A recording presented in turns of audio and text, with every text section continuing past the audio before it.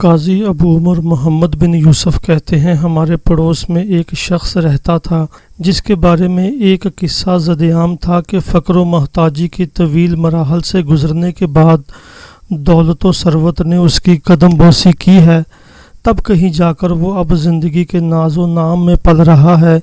میں نے ایک روز اس سے لوگوں کے زبانِ زدعام کے قصے کے متعلق دریافت کیا تو اس نوجوان نے اپنی روداد کی تفصیل ان الفاظ میں بیان کی۔ مجھے میرے والد کی طرف سے بہت سا مال وراثت میں ملا تھا، میں نے بے دریغ اسے خرچ کرنا شروع کر دیا اور انتہائی تھوڑی مدت میں پوری دولت کو ٹھکانے لگا دیا۔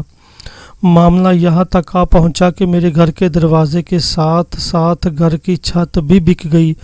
اب میرے پاس کوئی دنیاوی ساز و سامان باقی نہ بچا تھا جس کو بیچ کر کھاؤں، اور نہ ہی کسی ہیلہ سازی کی کوئی گنجائش تھی جو مجھے مال فراہم کرنے کا ذریعہ بنے۔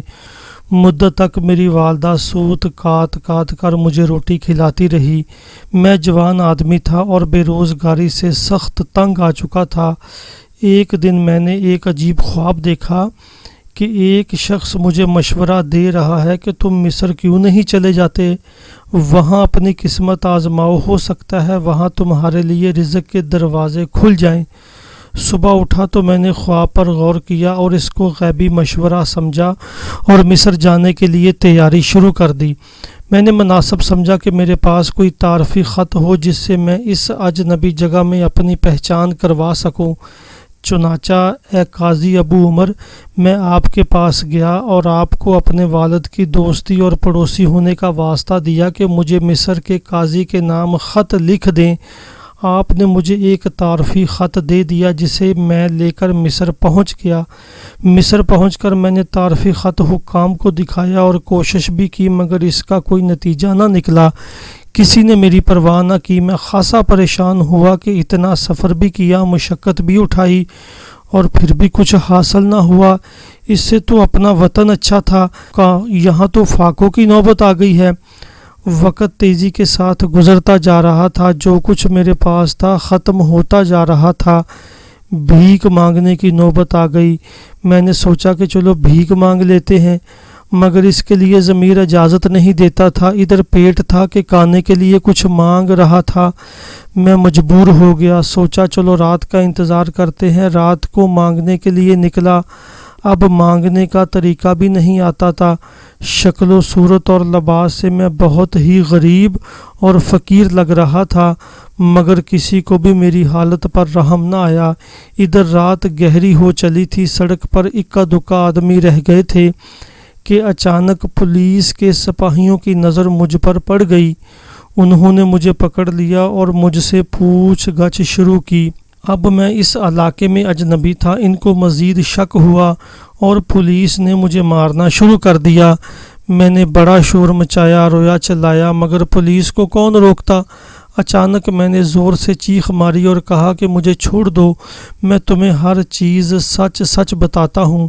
پولیس والوں نے کہا کہ بتاؤ۔ چنانچہ میں نے بغداد سے مصر آنے کا سبب بیان کیا اور تفصیل سے بتایا کہ کس طرح میں نے خواب دیکھا اور اس پر عمل کرتا ہوا یہاں پہنچا، مگر یہاں بھی کچھ حاصل نہیں ہوا۔ پولیس افسر نے کہا میں نے تجھ سے زیادہ احمق کبھی نہیں دیکھا۔ اللہ کی قسم میں نے فلاں سال خواب میں دیکھا تھا کہ ایک آدمی مجھ سے کہہ رہا ہے کہ بغداد کی فلاں سڑک کے فلاں محلے میں فلاں آدمی کا گھر ہے۔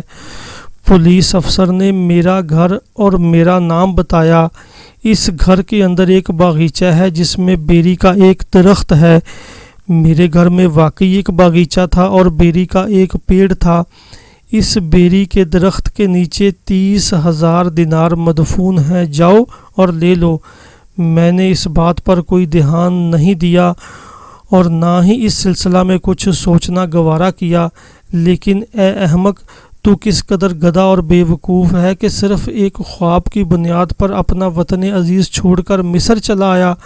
میں نے اسے بالکل ہی نہیں بتایا کہ جس گھر اور بیری کی تو بات کر رہا ہے وہ میرا ہی گھر ہے۔ میں نے اس کی منت سماجت کی، اس کو میری حالت پر ترس آ گیا اور مجھے چھوڑ دیا۔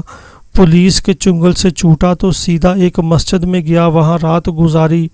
صبح سویرے اٹھا اور اپنے وطن جانے کے لیے تیاری شروع کی۔ اتفاقاً ایک قافلہ بغداد کی طرف روانہ ہو رہا تھا۔ میں ان کے ساتھ شامل ہو گیا، راستہ میں اہل قافلہ کی خدمت کرتا رہا اور بغداد پہنچ گیا۔ گھر پہنچ کر میں نے مصری پولیس افسر کا خواب سچا پایا۔ زندگی نے مجھے بہت کچھ سمجھا دیا تھا۔ میں نے اس مال کو غنیمت جانا اور نہایت عقل مندی سے اس کو خرچ کرنا شروع کیا، کاروبار کیا۔ اللہ تعالیٰ نے اس میں مجھے بہت برکت عطا فرمائی، اور یہ جو کچھ مال و دولت آپ کو نظر آ رہا ہے، سب اسی تجارت کا نتیجہ ہے۔